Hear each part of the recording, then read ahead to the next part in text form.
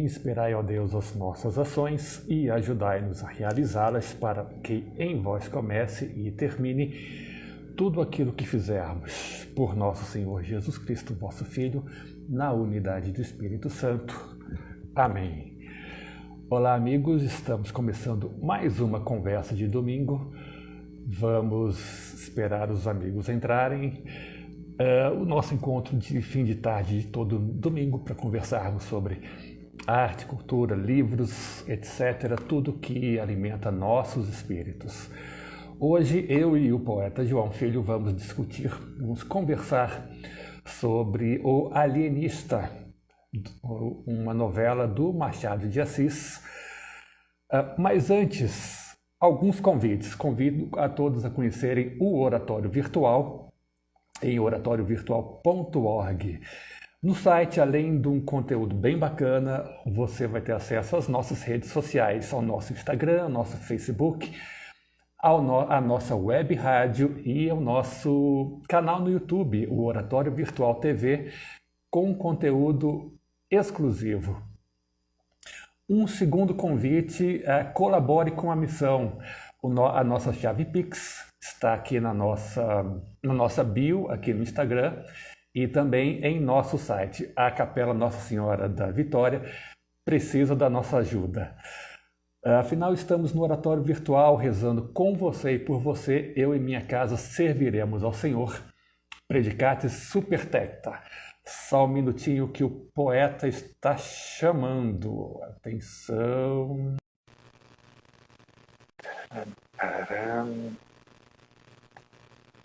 Deixa eu ver se dá certo. Pronto. Boa tarde, poeta. Boa tarde, Pearson. Tudo em paz? Deixa eu consertar o cabelo aqui, que eu entrei todo desarrumado. Eu tenho esse problema com o meu cabelo também, rapaz. Boa noite a todos que estão entrando. Sejam bem-vindos. Obrigado pela audiência. Para quem não sabe, hoje nós vamos conversar sobre O Alienista, certo? Do Machado de Assis. Separei aqui porque fui tentar achar os livros na biblioteca que estavam uma bagunça, uma baderna, mas eu consegui achar alguns, aí tirei meus alfarrábios aqui e tal. Muito bem. Então hoje eu vou servir o café para você, então. Você fala e eu fico aqui. Não chega a ser um pouco mais do que um conto e um pouco menos do que um romance, né? Eu acho que é uma novela, né? Essa enquadraria pode se chamar de um conto longo, né? Ou então uma novela. Naquele dicionário literário acho que é do Marçal de Moisés, isso. Ele também não se acha. Se ele não se acha, quem sou eu para me achar, né? Ele também não sabe quando termina um conto e quando se denomina uma novela, né? Assim, né? Isso é uma coisa mais dos brasileiros, né? Na verdade, da língua portuguesa. Porque em espanhol, inglês, francês, ou é conto ou romance. A divisão sim. É conto ou romance. É tanto que aquele clássico, para mim é um clássico, né? A Queda, de Albert Camus, é considerado um conto longo. Porque ali não é um romance, né? Uhum. O romance tem mais núcleos de elaboração dos personagens. O conto se concentra na psicologia ali de um personagem só. Ele não se desmembra, né? Então o romance está mais próximo de uma liberdade da vida e o conto está mais próximo do poema. Conto e poema se aproximam bastante nas suas características de gênero. O conto vai direto ao ponto, digamos assim, né? Procura ir direto ao ponto, né? Tem uma expressão de Julio Cortázar, que foi um grande contista. Eu já tentei ler os romances dele, mas realmente não consigo. Mas os contos são muito bons. E ele tem uma expressão que praticamente todo crítico citou assim, ao longo da década de 70, 80, 90 e 2000, que o conto ele usava uma expressão do boxe, né? Que ele era apaixonado por boxe. Ele falou que o conto deve funcionar como um punch, ou seja, tem que ir direto ao ponto mesmo e bater de frente com o leitor, né? Sim, sim. O verbete contos desse dicionário literário é enorme, deve dar umas 6 páginas mais ou menos, e o de romance dá quase 10 páginas, assim, é interminável o negócio, cheio de referências.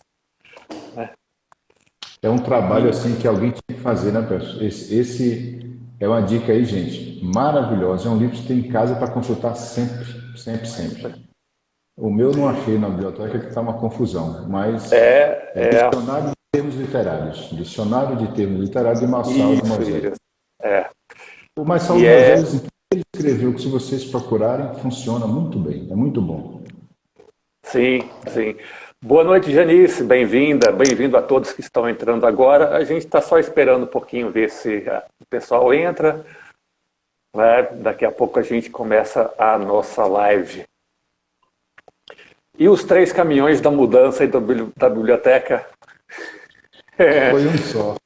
interditaram aí o bairro.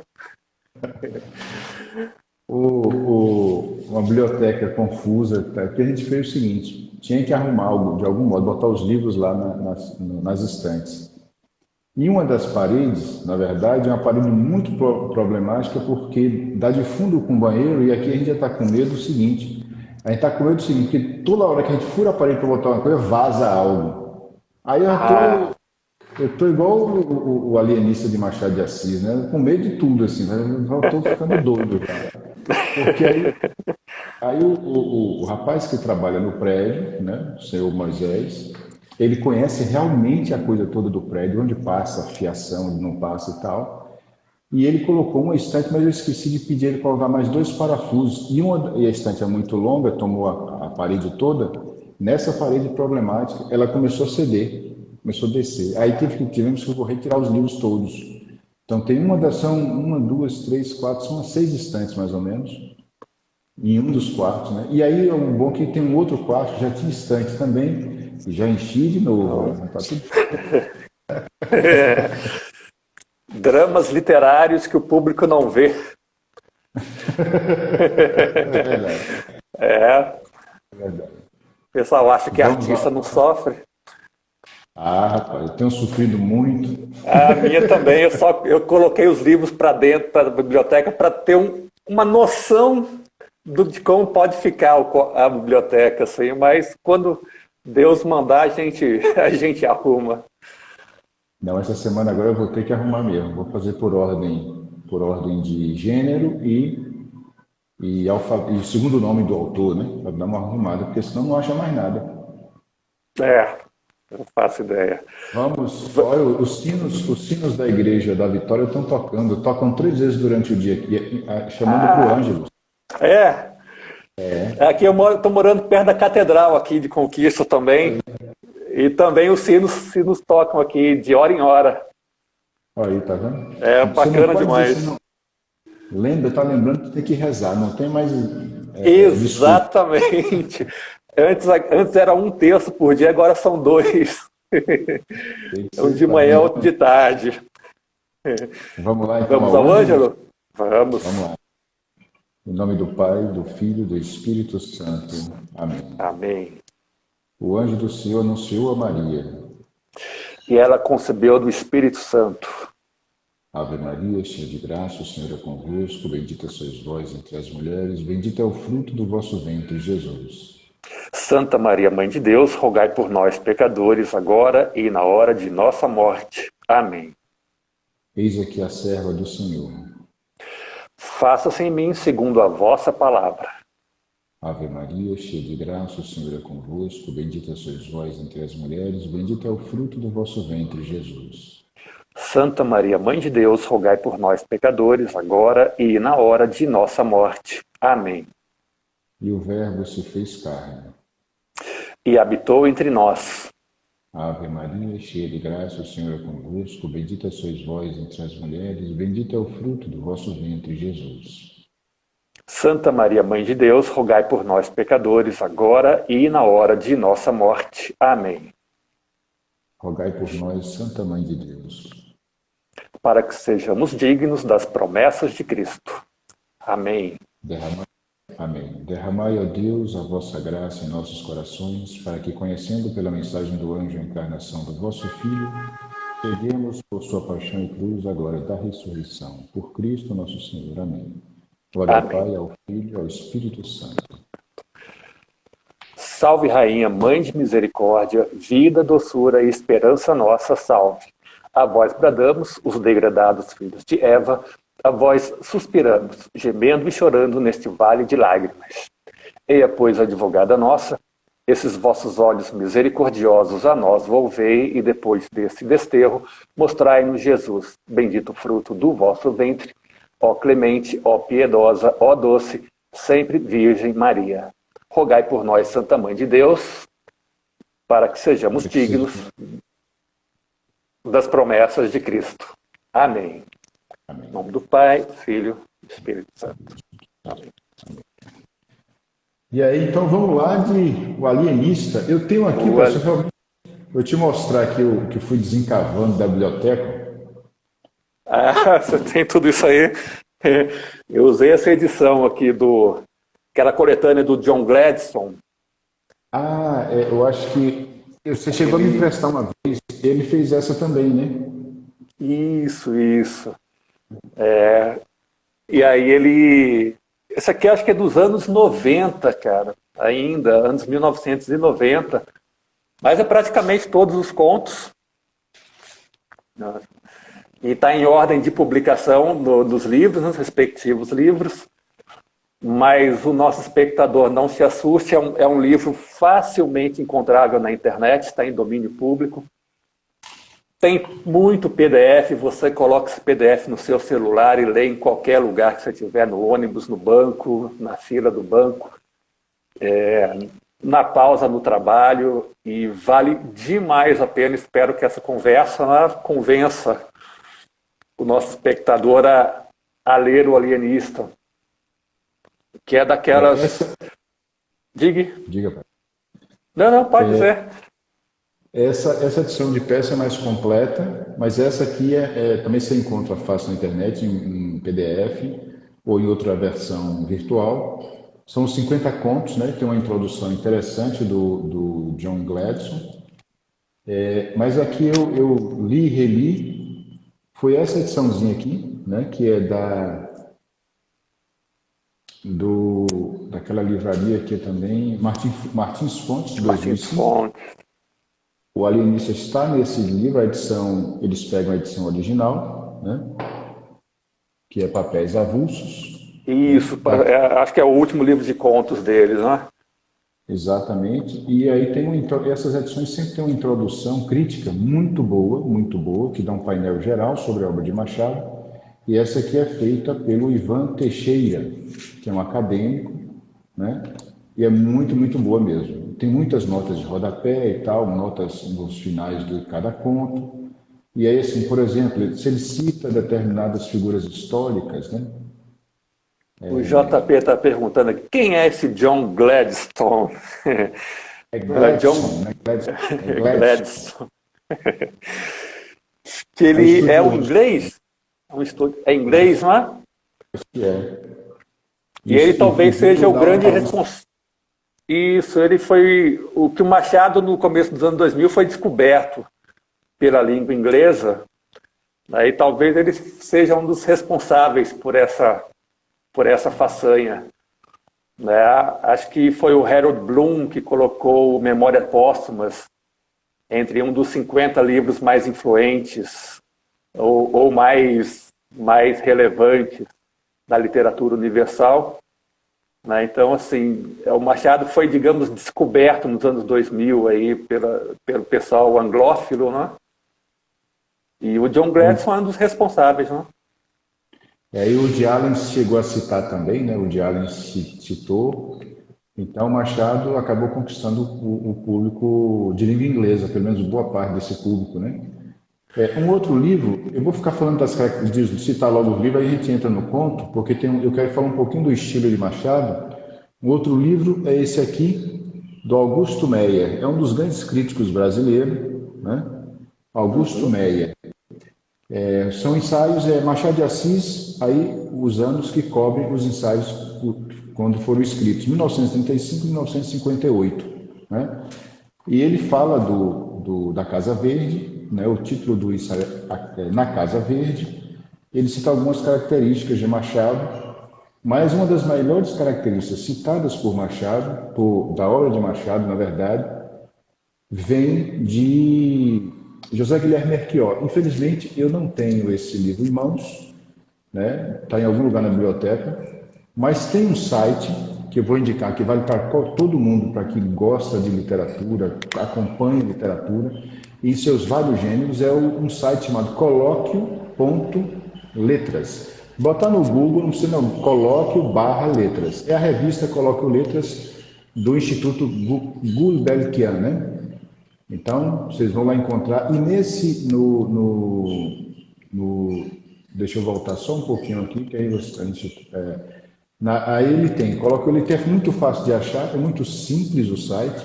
Você coloca, vai ter os anos, começou a publicação em 1971 e vem até 2022. Eu não sei se tem até os ensaios, todas as revistas, que é uma revista grande, muito bonita, graficamente muito bonita.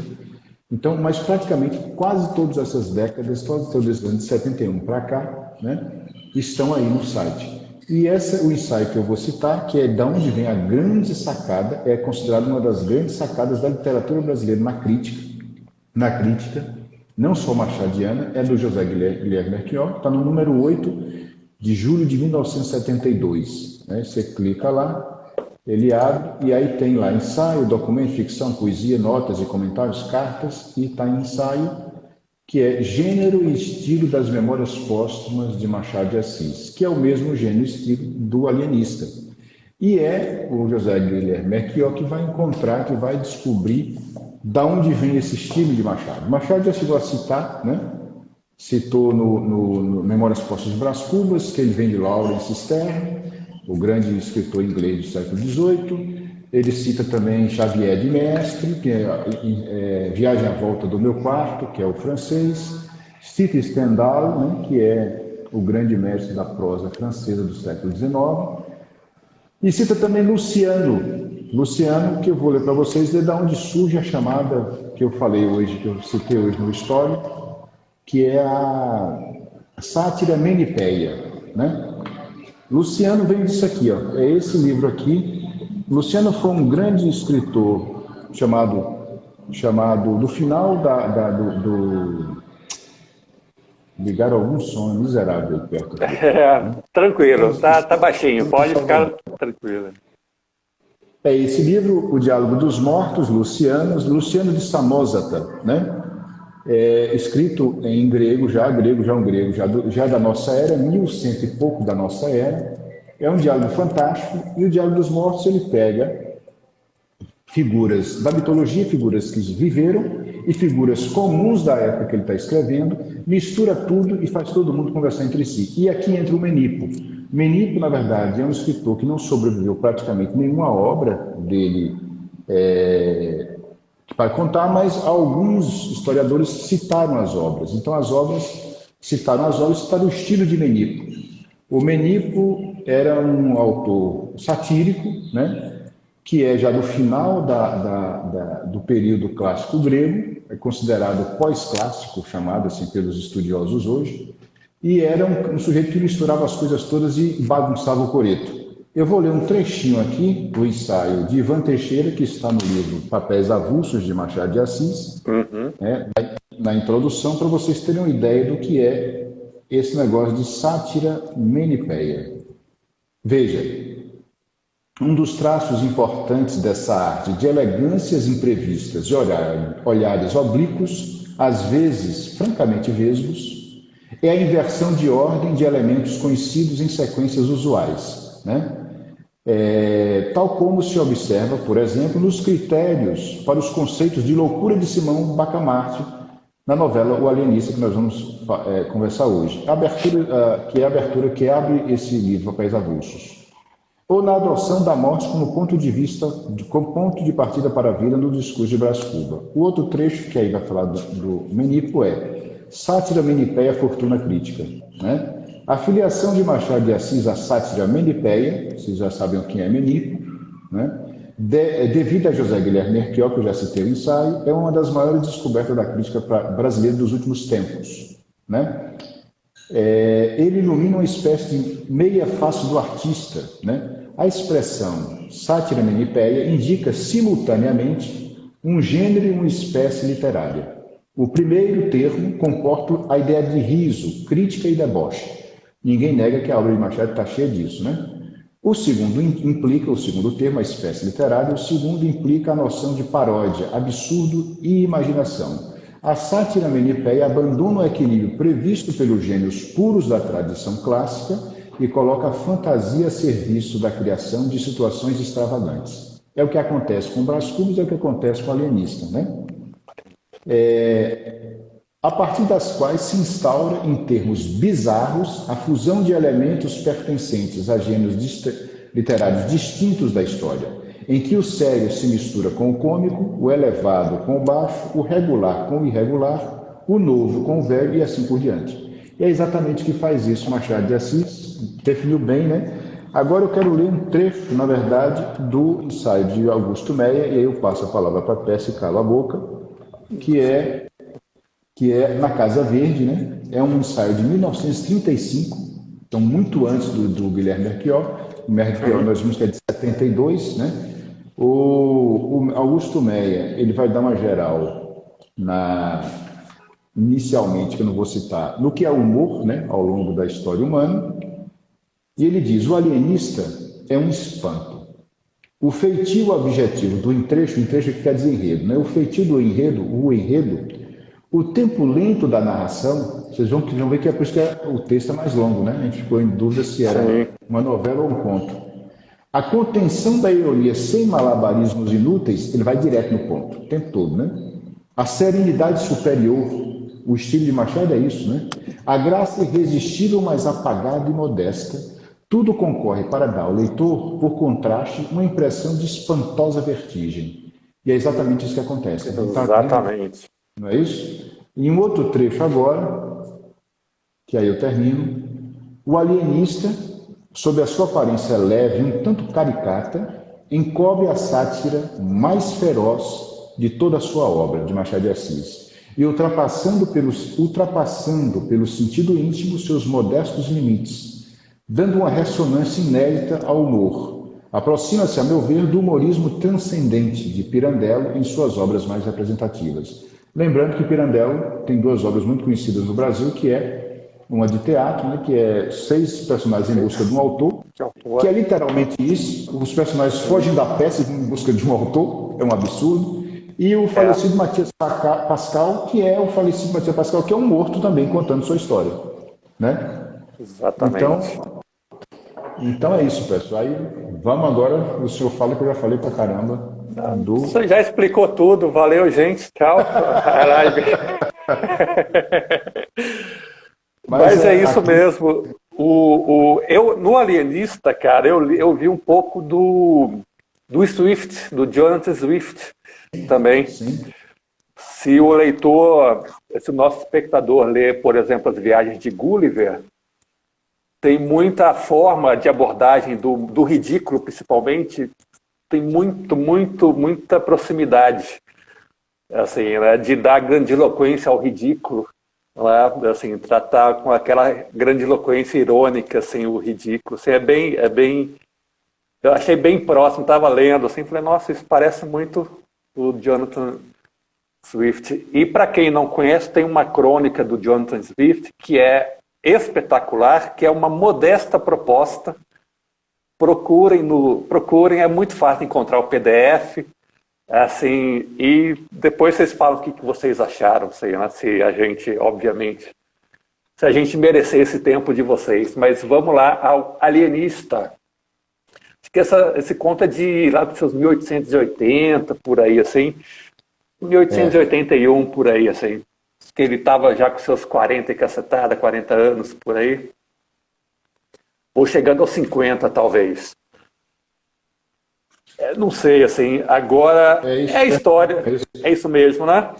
É a história do nosso herói, chama-se Simão Bacamarte, formado com láureas na academia. na Academia de Ciências Portuguesa. O rei oferece cargos e posições na corte portuguesa, ele rejeita, porque quer exercer a sua ciência na cidade natal de Itaguaí, no interior do Rio de Janeiro. Pelo que deu para ver da trama, é ali seus 1830, por aí, assim, a trama está situada por aí, assim, na primeira, acho que na segunda regência, talvez, assim. E então nosso herói volta para a cidade natal, Itaguaí, e começa a exercer a sua ciência e convence os vereadores locais a construírem um manicômio. Na época não tinha esse nome, né? Era uma casa de repouso, enfim. Casa de Orates, né?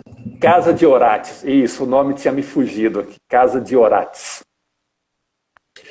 E ele consegue convencer, né, a vereança e num primeiro momento ele coloca os loucos clássicos, né, os paranoicos, os esquizofrênicos e por aí vai. Toda espécie de desconexão social, né, ia para lá, para Casa Verde. O problema é que o nosso herói Simão Bacamarte, ele não para de estudar, né, tá toda hora estudando, o que para o vulgo equivalia a procurar minhoca para colocar na cabeça, né? Porque ele está toda hora lendo, e as ideias simplesmente vêm como uma torrente na cabeça dele. E em certa hora, ao ponto, por exemplo, dele despachar a esposa para viajar, para ele ficar tranquilo em casa, despacha a esposa para o Rio de Janeiro. Ele fica meses tranquilo, e nesses meses que ele fica sem esposa, aí que ele aprofunda os estudos. Aí chega a uma curiosa teoria de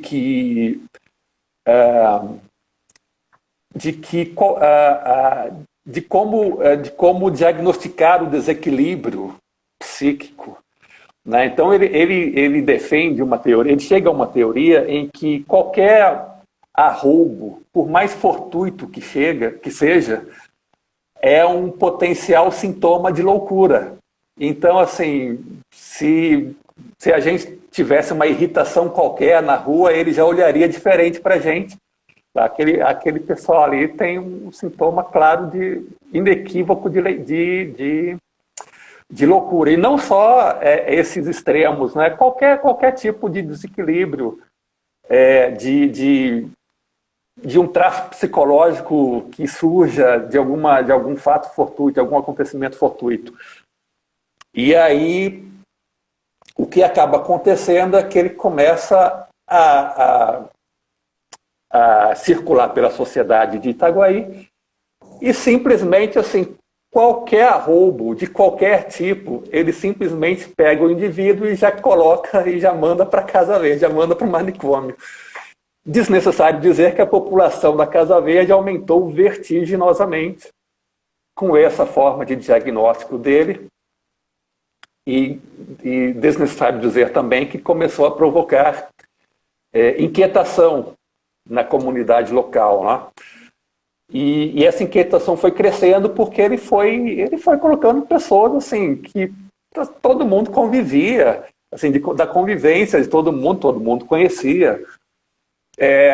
Por exemplo, tem o caso do Costa aqui, né, do personagem Costa, que perdeu uma fortuna de herança porque emprestava sem usura, sem juros, e mais tarde perdoava as dívidas para o nosso amigo Simão Bacamarte. Isso é um sinal inequívoco de loucura.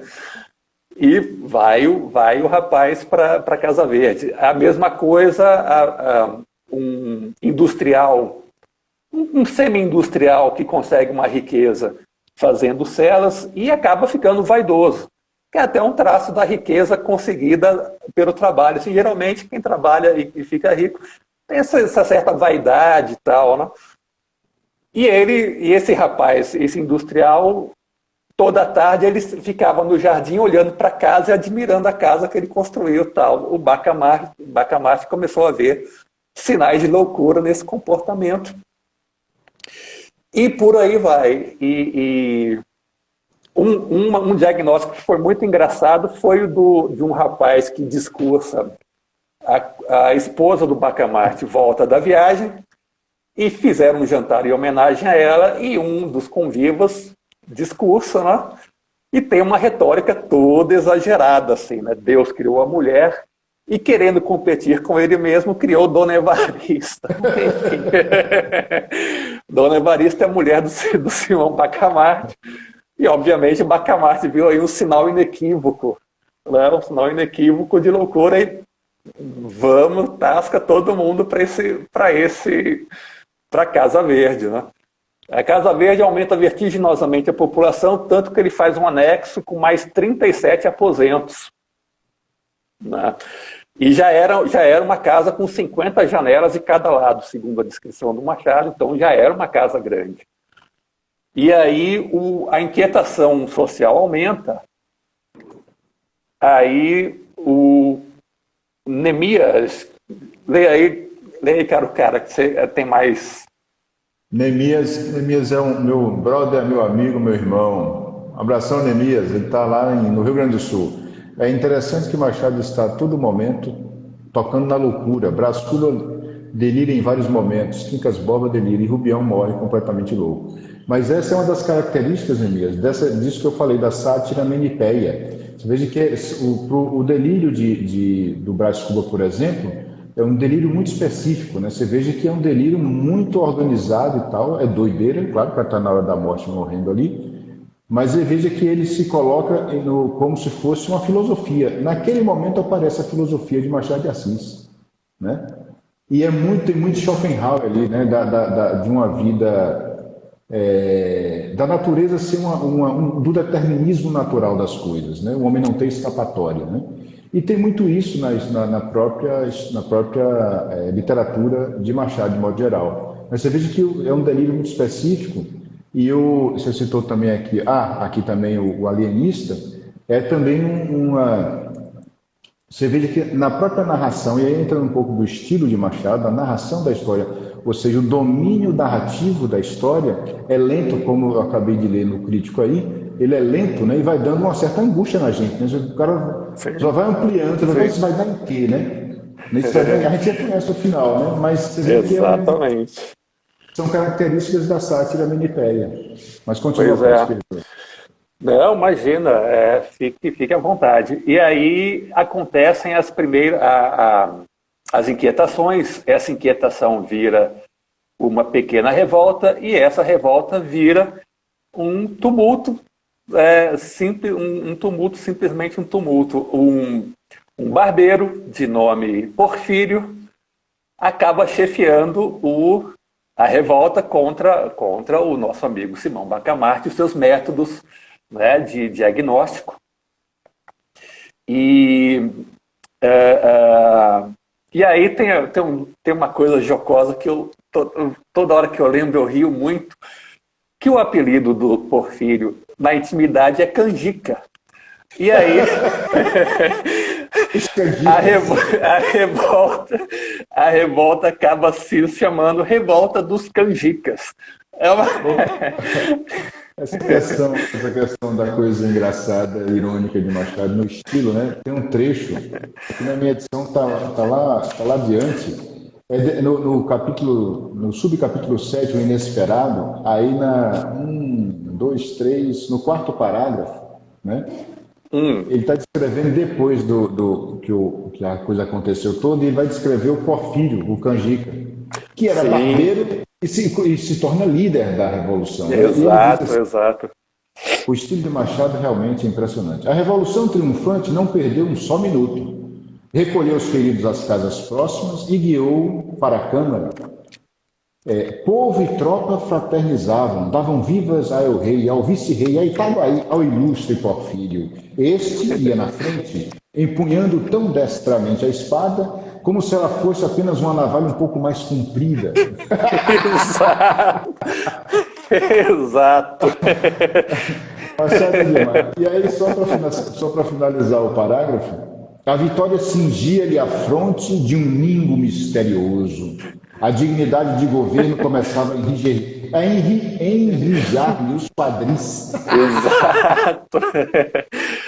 Um pouquinho, no final do sexto capítulo, que ele coloca assim: foi nesse momento decisivo que o barbeiro sentiu despontar em si a ambição do governo. Pareceu-lhe então que, demolindo a Casa Verde e derrocando a influência do alienista, chegaria a apoderar-se da Câmara, dominar as demais autoridades e constituir-se senhor de Itaguaí. Assim, aquelas viradas assim, do personagem. E aí vem, né, no capítulo 7, né, enfim, eclode, para usar um termo assim, né, eclode a revolução dos canjicas, a revolta dos canjicas. E o capítulo, acho que o capítulo 7 que termina com os dragões reais chegando na localidade para conter a rebelião. Aliás, minto, é o capítulo 6. O capítulo 6 termina com os dragões reais chegando para conter a rebelião. Só que no meio da contenda, parte dos dragões bandeiam, mudam de lado, bandeiam, e aí a vitória vai ficando cada vez mais certa, né? Obviamente, não sem mortos e feridos. Teve ali, acho que se não me engano, 11 mortos e algumas dezenas de feridos, não? E o capítulo 7, ele termina com o nosso herói conseguindo o poder, né? Ele ascende ao poder local, ele prende toda a Câmara, e faz um primeiro pronunciamento, e nesse primeiro pronunciamento, o grande ausente, ou a grande ausente, é exatamente a demolição da Casa Verde. Ele fala da elite corrupta, da elite política corrupta e tudo mais, mas a Casa Verde passa batido. E aí saberemos capítulos mais tarde que o nosso novo governo, né, ele tenta compor com o alienista. Né? E aí temos uma coisa que é bem interessante. Ele usa da desconexão da elite política com o resto da sociedade, nessa composição entre o barbeiro Porfírio, que é o novo governante do local, né, e o alienista. Então, está aqui no capítulo 9. Então, está aqui. O alienista não entende nada. Por que o Porfírio, né, não prende logo ele e não degreda, sei lá, faz alguma penalidade? E aí o Porfírio explica, né, o pasmo de Vossa Senhoria vem de não atender à grave responsabilidade do governo. Isso está logo no começo do 9º capítulo, 2 lindos casos. Vem de não atender à grave responsabilidade do governo. O povo, tomado de cega piedade, que lhe dá em tal caso legítima indignação, pode exigir do governo certa ordem de atos, mas este, com a responsabilidade que lhe incumbe, não os deve praticar, ao menos integralmente. E tal é a nossa situação. Pois ele simplesmente, o que era uma revolta vira uma simples luta de poder banal, né? E uma das primeiras coisas que ele faz é se desconectar do objetivo da revolução, né? E tenta compor exatamente com o adversário que a evolução pretendia destruir. Né? Enfim, qualquer semelhança é mera coincidência com a elite política brasileira. E então, assim, ele começa a compor com o alienista, e engraçado que o alienista não deixa de praticar seus diagnósticos em nenhum momento. Então ele olha para o Porfírio e vê, mas olha só, a duplicidade e... Esqueci um termo que ele usa, é duplicidade e velhacaria, não... Descaramento. Os sintomas de duplicidade e descaramento. Dois sintomas inequívocos de desequilíbrio, de desequilíbrio mental. Só que aí, obviamente, ele não vai, porque é uma autoridade, mas os revoltosos começam a perceber o vacilo do Porfírio em não prender o alienista, em não prender o Simão Bacamarte. E aí surge uma nova revolta, e um novo barbeiro se revolta, que por coincidência é concorrente do rapaz, é concorrente do Porfírio, e desafeto do Porfírio, né? O João Pina. O João Pina lidera uma nova revolta, e essa nova revolta vira mais uma vez mais uma rebelião, uma nova rebelião, e mais uma vez destituem um governo de Itaguaí, no caso o governo do Porfírio.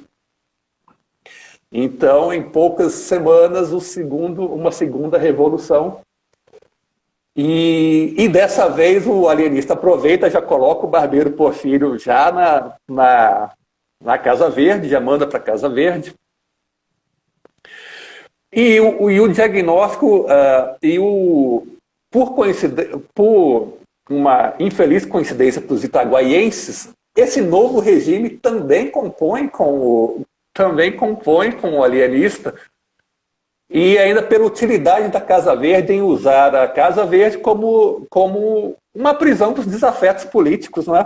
Já aproveita ali os adversários políticos, já manda para a Casa Verde ali e pronto. Então, virou um cárcere, né? Pura e simplesmente um cárcere político.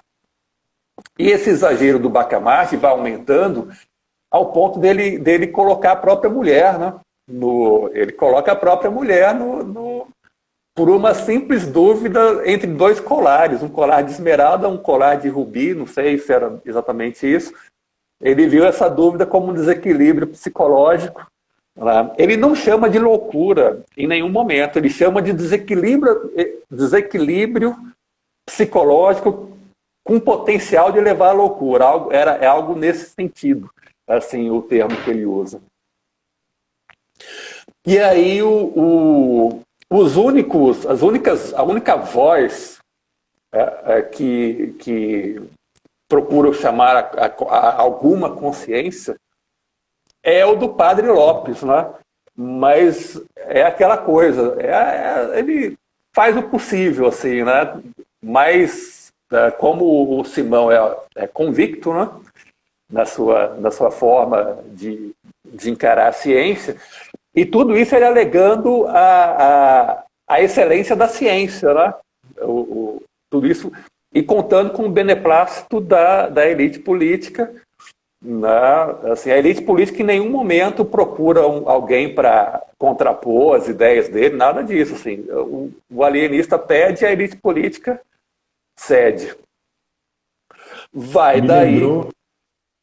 Me lembrou nossa época, né? Nossa época que é hiper, super cientificista, e me lembrou uma piada. Eu não vou falar, se eu falar em termos claros, acaba me derrubando nossa live, né? Mas, por exemplo, a questão do Covid-19 mesmo, né? Ou você toma ou toma, meu irmão. Não tem escapatória. Meu pai contava uma piada. Meu pai contava uma piada, tá, os caras depois da guerra. Teve uma batalha, no século XX, é uma batalha, e o cara tá lá, morre ou não morre, né? E o médico sai na frente e os padioleiros atrás. Esse aqui tá morto, vai. Esse aqui tá morto, vai. Aí o cara, eu não morri ainda não. O médico disse, você tá morto, vai. É muito... Não sei se o Machado pensou nisso, mas nós, como leitores, podemos pensar nessa interpretação, né?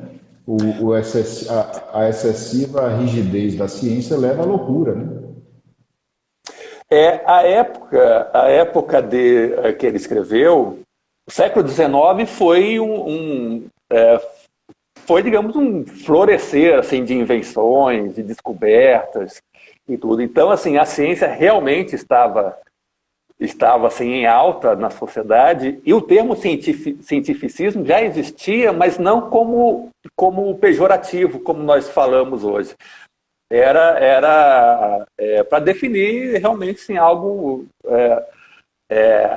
afeito à ciência, né, afinado com os ditames científicos da época. Século XIX, pô, tem, nossa, descobertas na química, na física, muitos experimentos já com aeronáutica, né, com balões, com eletricidade, máquinas a vapor e tudo, né, a industrialização estava em alta. Então, realmente, assim, a ciência estava em alta. Né? Talvez o grande mérito do Machado, a gente vai falar um pouco mais tarde, depois, seria antecipar a discussão de ver tudo pelo prisma da ciência. Né? Porque uma das coisas que existia, que surgiu na época, foi inclusive a mania de ver todas as coisas da natureza, que a natureza é a aleatoriedade. A aleatoriedade é o nome que o cientista dá para o mistério. Né? Então, assim, eles tentavam colocar fórmulas matemáticas na aleatoriedade da natureza. Até hoje tem gente que tenta. É quase que uma alquimia dos matemáticos. É quase como uma alquimia dos matemáticos. Dessa época também é um argumento louquíssimo de um dos maiores cientistas do século XIX, que é o Thomas Huxley, né? Que é avô do Aldous Huxley, né? Que escreveu lá O Admirável Mundo Novo. O Thomas dizia, e não é piada, ele dizia que se colocarmos um chimpanzé, por exemplo, um macaco, na frente de uma máquina de escrever, batendo, um dia ele escreveria uma obra-prima. Então você veja que é um Simão Bacamarte, né? Sim, sim. A sistematização quase obsessiva de todos os aspectos da vida, né? Não só da sociedade, como da vida como um todo, assim, né? E então, assim, o nosso Simão começa a exagerar na dose nessa nova teoria, mas novos estudos do nosso amigo Simão Bacamarte o levam a uma novíssima teoria, 180 graus oposto à teoria que ele estava usando até então. Até então, ele tratava arroubos, seja positivos ou negativos, tratava os arroubos como um sintoma de desequilíbrio psíquico. Ele, através dos estudos, ele chegou à teoria que a firmeza de caráter era um sintoma de desequilíbrio psíquico. Porque, assim, o desequilíbrio psíquico, na verdade, um desequilíbrio cerebral era até bem visto, porque o desequilíbrio seria algo da natureza. Portanto, a firmeza de caráter seria um desequilíbrio nesse equilíbrio dessa natureza e um potencial risco de loucura.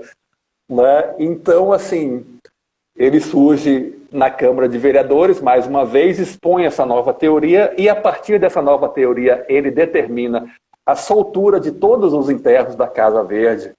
Né? Essa soltura acaba dando uma alegria aos habitantes, né, do Itaguaí. Só que dentro da teoria dessa nova resolução que ele apresenta na Câmara, tem várias armadilhas ali, assim, né, de como ele vai diagnosticar daqui para frente. Né? E o ponto de partida para o diagnóstico dele é exatamente a firmeza de caráter. Digamos assim que seus amigos chamam você para o carnaval e você diz assim, não, eu vou ficar aqui porque eu tenho que escrever aqui, todo dia eu escrevo um pouquinho e tal. Essa retidão de caráter é um traço de loucura, é um traço que pode levar à loucura, segundo o Simão Bacamarte. Então, assim, aí começa qualquer virtude para ele, assim, a modéstia, né, a lealdade, e por aí vai, seria um traço, um sintoma que poderia levar à loucura. Então, só que aí entra mais a Câmara de Vereadores, escolada dos últimos acontecimentos, ela resolve regulamentar essas novas internações. Não é assim, porque antes era um cheque em branco para o Simão Bacamarte. O Simão Bacamarte poderia ir no meio da rua, não gostei de você, vai para Casa Verde. E por aí vai. Agora ele regulamentou, teria que ter um estudo do caso, né? Quando ele descobrisse um indivíduo com potencial de loucura, ele teria que estudar o caso e submeter o caso a uma comissão. E os vereadores não poderiam ser internados em nenhuma hipótese. Né? Então, assim, é o foro privilegiado da loucura. Psiquicamente inimputáveis. Então, assim, agora é engraçado que nas discussões dessa resolução, dessa regulamentação, surge um vereador que, obviamente, ele diz que é um absurdo os vereadores se excluírem da classe dos potenciais diagnosticáveis, né? E é engraçado como ele retrata, deixa eu ver aqui, é o capítulo 11. O capítulo 11, acho que, deixa eu ver se eu acho, é engraçadíssimo. Tá aqui, o vereador Freitas propôs também a declaração de que em nenhum caso fossem os vereadores recolhidos ao asilo dos alienados. Cláusula que foi aceita, votada e incluída na postura, apesar das reclamações do vereador Galvão. Os argumentos principais do vereador Galvão é que a Câmara, legislando sobre uma experiência científica, não podia excluir as pessoas de seus membros das consequências da lei. A exceção era odiosa e ridícula. Mal proferira estas duas palavras, romperam os vereadores em altos brados contra a audácia e a insensatez do colega. Este, porém, ouviu-os, limitou-se a dizer que votava contra a recessão. Eu adorei esse audácia e insensatez do colega, mas que audácia, mas que topete, rapaz. A gente é igual a todo mundo, o que é isso, rapaz? Nós somos ungidos. E desnecessário dizer que essa retidão de caráter do vereador Galvão, foi um sintoma inequívoco, né, de desequilíbrio cerebral, e o vereador Galvão, até por ter se tornado um desafeto dos demais vereadores, foi o único vereador que foi internado na Casa Verde, né? E aí depois ele tinha colocado, eu esqueci de falar de um personagem que é o Crispim, que é o melhor amigo dele, né? E engraçado, ele coloca o Crispim na Casa Verde, solta na resolução o Boticário, né? Aí o Crispim acaba saindo naquela leva, né, da nova teoria, e a mulher entra na Casa Verde exatamente pela retidão de caráter da mulher. Lá, a mulher demonstra uma retidão de caráter em algum episódio, e o Simão já olha assim, bom, olha, o Crispim a gente solta e bota a mulher dele na Casa Verde.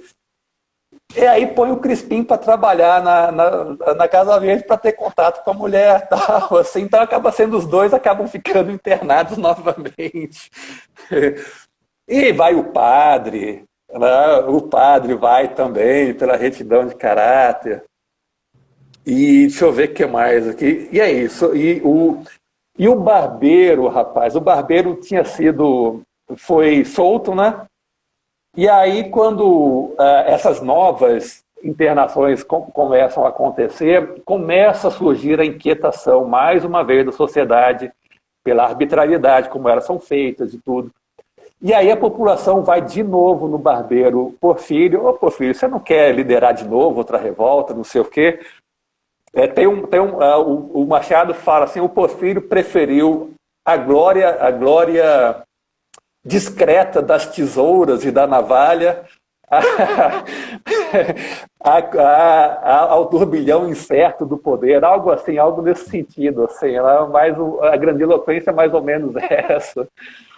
E aí o Porfírio, não, já conheci, vi que é difícil, o poder é uma coisa muito difícil e tal, e essa retidão de caráter do Porfírio infelizmente, encerra-o mais uma vez na Casa Verde. Até ele fala assim, poxa, se tem cão, vai, se não tem cão, vai também.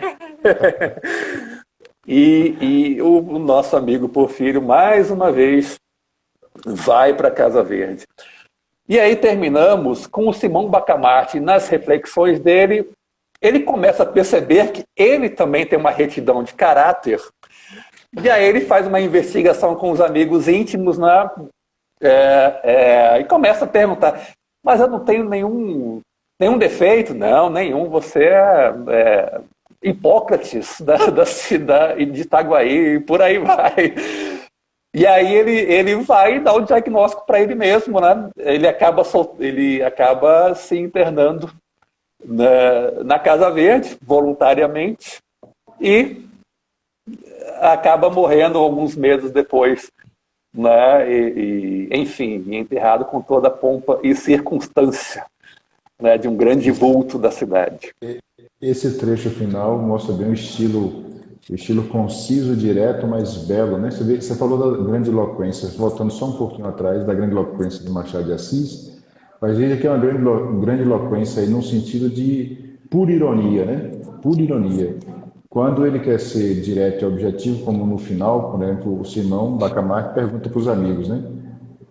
Se ele tem algum defeito. Aí ele pergunta, nenhum defeito? Nenhum. Disse em coro à Assembleia. Nenhum vício? Nada. Tudo perfeito? Tudo. Aí Simão, não, impossível. Bradou o alienista. Digo que não sinto em mim essa superioridade que acabo de ver definir com tanta magnificência. A simpatia que vos faz falar. Estudo-me e nada acho que justifique os excessos da vossa bondade. Veja que é tudo. A Assembleia insistiu, o alienista resistiu. Finalmente, o padre Lopes explicou tudo com este conceito digno de observador. Mas veja que o estilo de Machado coloca diretamente dentro da história, né?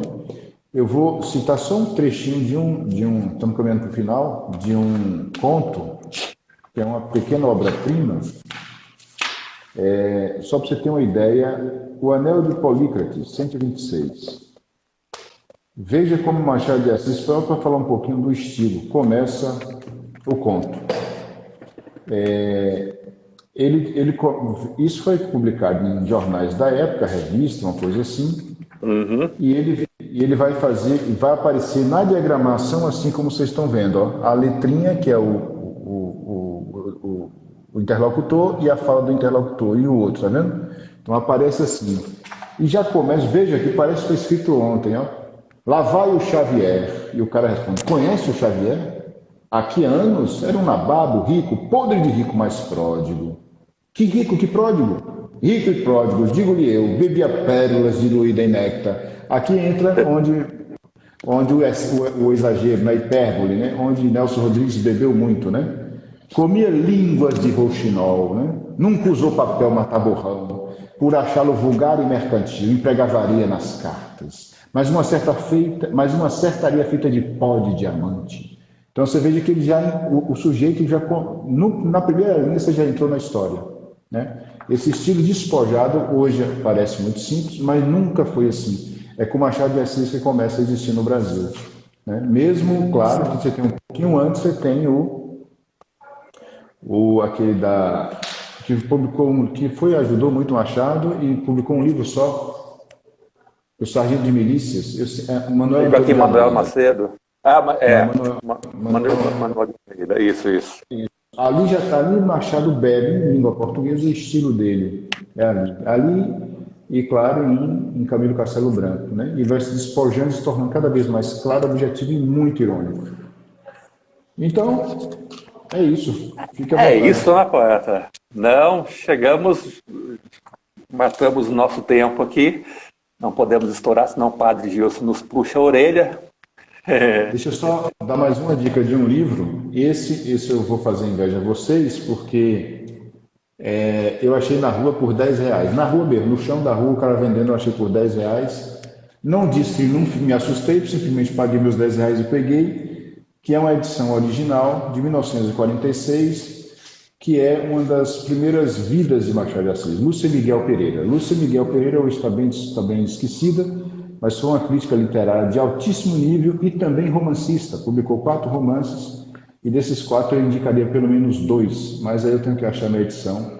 Tem uma edição com os 4 romances dela, né? Publicado por alguma editora, acho que do Espírito Santo, mas eu tenho que ver. Mas essa edição é Machado de Assis, de Lúcia Miguel Pereira, e não é a primeira edição, é a 4ª, na verdade. Estudo Crítico e Biográfico, de 1949. Né?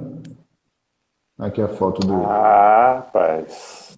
do gênio. Essa é coisa boa, hein? É uma delícia, é uma delícia. Ela traça tudo e dá detalhes da vida de Machado que eu não conhecia, na verdade. Há outras biografias, né? O Raimundo Magalhães Júnior também escreveu uma alentada biografia, mas essa eu não li, eu nem tive em mão, só sei da notícia. Tem muitas imprecisões nessas biografias, assim, sabe-se muito pouco assim, da infância dele, assim, pelo menos foi o que eu percebi, assim.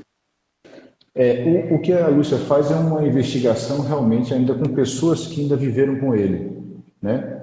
Então, consegue muita coisa, muito detalhe mesmo, de infância, adolescência,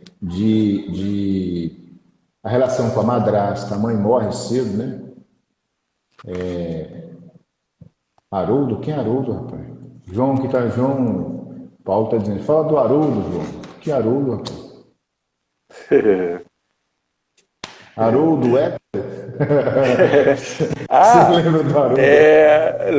Lembro. Falando em livros, assim, vamos falar. O casal tem cada um tem um livro novo, né? Dona Alex e o seu João tem ambos têm livros novos saindo. Temos 2. Antes de eu responder o João aqui, Haroldo Maranhão é o escritor que escreveu também sobre Machado de Assis, né? É uma ficção, um dos primeiros, acho que é da década de 70 ou 80. Mas outra vez eu falo, João, eu tenho que ver esse livro novo, que eu comecei a ler e nunca terminei. Mas estamos lançando um livro de poesia, o meu, agora chamado Ao Sul do Labirinto, pela editora Mondron, sai agora em outubro, já está praticamente está indo para a gráfica, e o de Alex ficou pronto primeiro que o meu, que é Elefantes Submersos e São Contos. Então, e vai lançar tudo junto. Olha o Neemias dizendo, é verdade mesmo. Combina bem com o Machado esse mistério biográfico. Mas isso foi tudo desvendado, viu? Tudo desvendado. Foi, né? Foi. Tá tudo mapeado e tal. Ele tentou apagar um bocado, né? Mas já foi tudo, já acharam muita coisa já está bem. Maravilha. Bem mapeado. Maravilha. Então, o de Leila já está em pré-venda na Mondrongo, né? Eu vi lá. E o seu em outubro. Os dois vão ser publicados tudo juntos. A Mondrongo está fazendo 11 anos de existência. Aí vai fazer um lançamento conjunto. Alex, eu, Vladimir, Cláudio Souza Pereira. Cláudio vai estar com o livro dele de poesia também, né? Rapaz... vai ser uma festa. O João está perguntando, Alex, não vai soltar o terceiro romance da trilogia ainda? Não, João, ele está escrevendo ainda. O terceiro vem depois, ela está ainda escrevendo. Eu vou vender trufas no sinal aqui para ter dinheiro para comprar esses livros. Não, venha para Salvador. Não, vou vender trufas no sinal aqui para ver se eu consigo. Seu quarto sempre preparado. Ainda já foi. Falta maravilha. Coisas agora. Por favor, 20 toalhas brancas e frutas da época, por favor. Imagina, um catre para um peregrino, tá ótimo. Já tá bacana. Você é sempre bem-vindo, cara. Sempre. Mas, querido, acho que finalizamos por hoje. Finalizamos. Só cito, quem quiser ler, um poema de Carlos Drummond de Andrade chamado Dá um Bruxo com Amor. É um belíssimo poema sobre Machado de Assis, a figura de Machado de Assis e tal. Há um bruxo com amor. Vocês acham fácil? E se o espectador estiver curioso, o Alienista é muito fácil de encontrar em PDF, muito fácil, está em domínio público e vale demais a pena. Ainda mais nesses tempos o cientificismo está aí, né? A ciência ficou praticamente inimputável nesses 2 anos para cá. Então é bom que a gente coloque as coisas numa perspectiva diferente. Isso é muito importante. Assim. Mesmo que a gente não faça nenhuma revolta das canjicas, ó, contra os arautos aí da ciência, mas enfim, pelo menos a gente tem uma perspectiva diferente das coisas, assim, dá para ir tocando a vida. Falando em tocando a vida, você está no oratório virtual.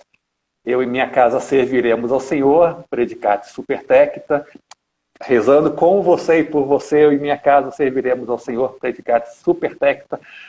Conheçam o nosso site, oratoriovirtual.org, e o nosso canal no YouTube, Oratório Virtual TV, onde essa conversa estará lá. Acho que amanhã a nossa equipe está trabalhando com Denodo para publicar essa conversa no YouTube. Então, na semana que vem a gente se encontra de novo, poeta. Se Deus quiser, se Deus permitir. Se Deus quiser. Tenham todos uma semana abençoada. Rezem o terço todos os dias e vão à missa todos os domingos. A gente se vê domingo que vem. Valeu, pessoal. Até mais, gente. Valeu. Até, gente.